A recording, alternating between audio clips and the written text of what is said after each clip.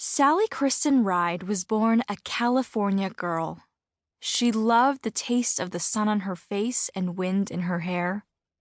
She was smart and sassy. She was energetic and strong. She was a die-hard Los Angeles Dodgers fan, dreaming of one day playing shortstop for them. Sally did not grow up wanting to be an astronaut, but life would lead her down a path of hard work, luck, and privilege that would eventually make her the first American woman in space. Sally Ride was born on May 26, 1951, on a sunny yet cool Saturday in Southern California. Her parents, Dale and Joyce Ride, said she was an active toddler who knew what she wanted and would stop at nothing to get it.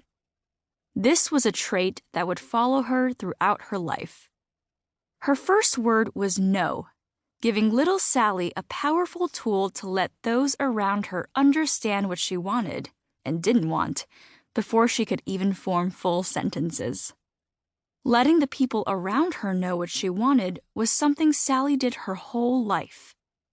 And since her little toddler tongue had trouble pronouncing Sally, she referred to herself as Sassy, a nickname that fit her personality. She was 2 years old when her younger sister Karen was born.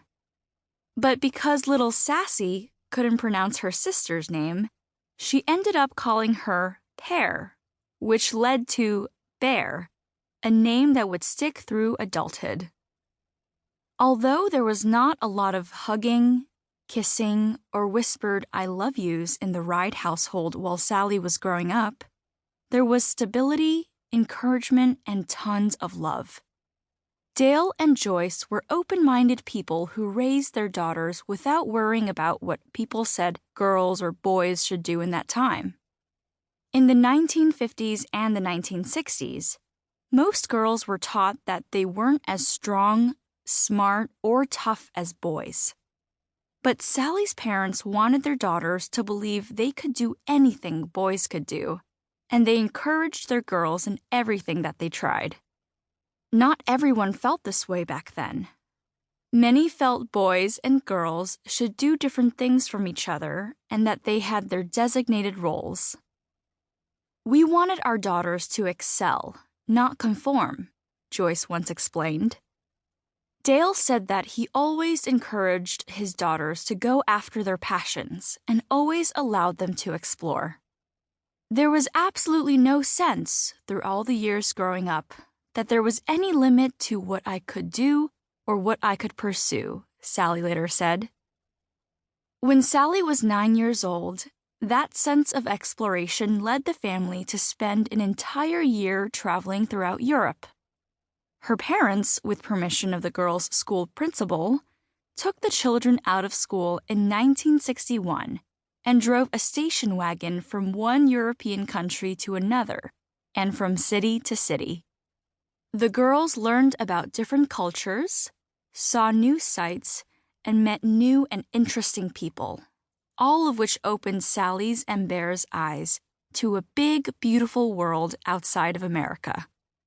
Sally rode in the front passenger seat as the family navigator with a map in her hand. Back then, people didn't know of the dangers of children sitting in the front like they do today. Her father was at the wheel, and her mom and sister rode in the back, providing the family with jingly tunes to pass the time. It was in Spain that Joyce taught Sally how to play tennis, a sport she would grow to love and excel at.